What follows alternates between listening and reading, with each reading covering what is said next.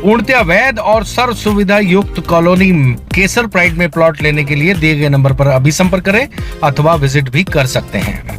देश के खंडवा जिला न्यायालय परिसर में आज लोक अदालत है और लोक अदालत में बहुत से मामलों का निपटान हो रहा है। लगभग सभी विभाग से जुड़ी समस्याओं को लेकर जो लोगों की शिकायत रहती है उसमें बीच का रास्ता निकाल कर समाधान हो रहा है। और एक और मामला जो है वो मोहन गंगराड़े साहब और विनम गंगराड़े लेकर आए हैं, जिसमें उन्होंने एक और पति पत्नी के बीच में समझौता करा दिया और अब पति पत्नी जो लंबे समय से अलग रह रहे थे वो एक हो गए हैं। भैया नाम क्या है आपका? विजय सर। विजय जी। कहाँ के रहने वाले हैं आप? छनेरा। छनेरा के हैं। दीदी आपका क्या नाम है? रंजीता। रंजीता। अच्छा, जब इनको डांटते थे तब ऐसी धीरे आवाज़ करते थे? डांटने में तो आवाज़ मजबूत होगी क्यों? तो मेरी पत्नी भी डांटती है, सबकी पत्नी डांटती है, उनकी आवाज़ बहुत तेज़ होती है। अब आप तेज़ आवाज़ में जैसे इनको डांटते हो वैसे नाम बताओ अपना। रंजीता।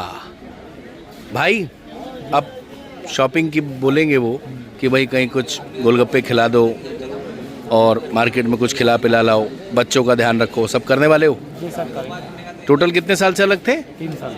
बच्चे कितने हैं आपके? 2 बच्चे सर। 2 बच्चे हैं।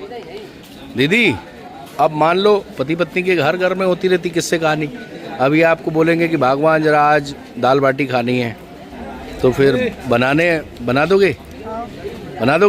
मतलब कुल मिला के दोनों के बीच में अंडरस्टैंडिंग हो गई है और दोनों अब एक दूसरे को अच्छे से रखेंगे और दोनों एक साथ आज खुशी खुशी घर जाने वाले हैं। और जो समझौता कराने वाली टीम है जिनको आज ऐसा करके बड़ी खुशी हो रही होगी, हमें देख के बड़ी खुशी हो रही है। जोड़ने वाली दुनिया में बहुत कम टीम है, तोड़ने वाली पूरी दुनिया में भरे हुए हैं लोग। तो कैसा लगा एक परिवार को मिला के जोड़ के? पति पत्नी का रिश्ता बड़ा पवित्र होता है और आज इस पवित्र रिश्ते को एक करके आपको कैसा लग रहा है? बहुत अच्छा लगा क्योंकि आज एक बार फिर से एक घर और बिछड़ने से आपस में जुड़ गया। दरअसल इनके मध्य भी इनके 2 छोटे छोटे बच्चे थे।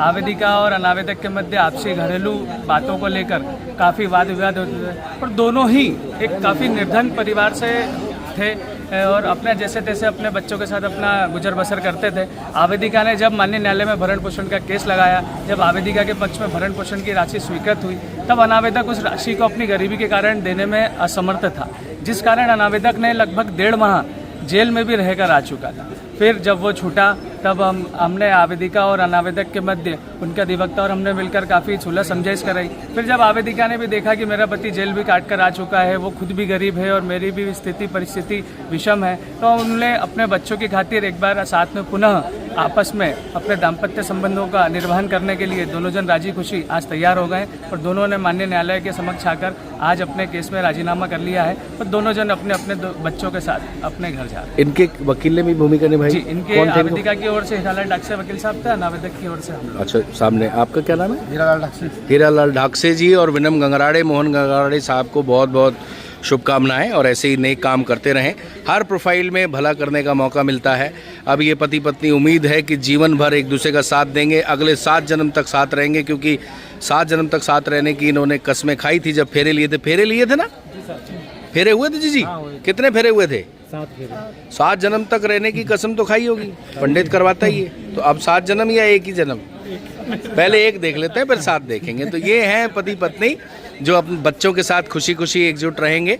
निश्चित ही ऐसी चीज़ों को देखकर, ऐसी पॉजिटिव चीज़ों को देखकर हर किसी को अच्छा लगता है और अब इनका जीवन मंगलमय होगा। दोनों खुशी खुशी एक दूसरे के साथ पूरा जीवन रहेंगे, एक दूसरे के सुख दुख में काम आएंगे, एक दूसरे का भला करेंगे, अपने बच्चों का भविष्य बेहतर बनाएंगे। इस सोच के साथ ये जो आपको युवा अधिवक्ताओं की टीम दिख रही है, इन्होंने इस केस को सॉल्व करने में खूब मेहनत की है। सभी को ऑल द बेस्ट। पूर्णतया वैध और सर्व सुविधा युक्त कॉलोनी केसर प्राइड में प्लॉट लेने के लिए दिए गए नंबर पर अभी संपर्क करें अथवा विजिट भी कर सकते हैं।